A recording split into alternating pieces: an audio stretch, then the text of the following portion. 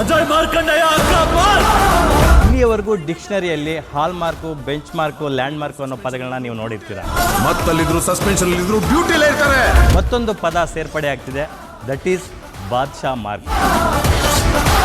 To be honest Sudeep sir, ನಿಮ್ಮ Kempegowda ಸಿನಿಮಾದಿಂದ police ಪಾತ್ರಗಳು ಅಂತ ಬಂದಾಗ ಅದೊಂದು ರೇಜ್ ಇದೆ ನೀವು ಮಾಡ್ತಾ ಇರ್ತಕ್ಕಂಥ ಪ್ರತಿಯೊಂದು ಸಿನಿಮಾದಲ್ಲೂ.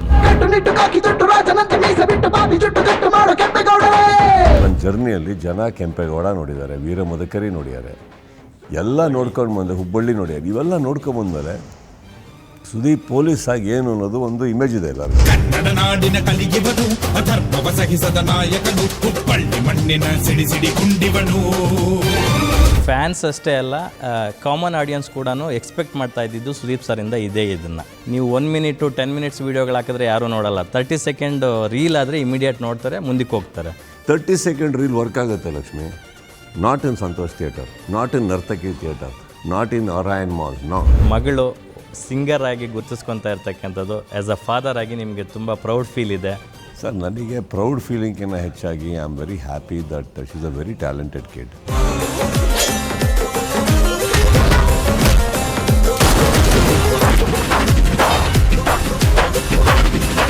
ರಿಮಾರ್ಕೇಬಲ್ ಬಾದ್ಶಾ ಬಾತ್ ವೀಕ್ಷಿಸಿ ಇಂದು ಸಂಜೆ 6 ಗಂಟೆಗೆ.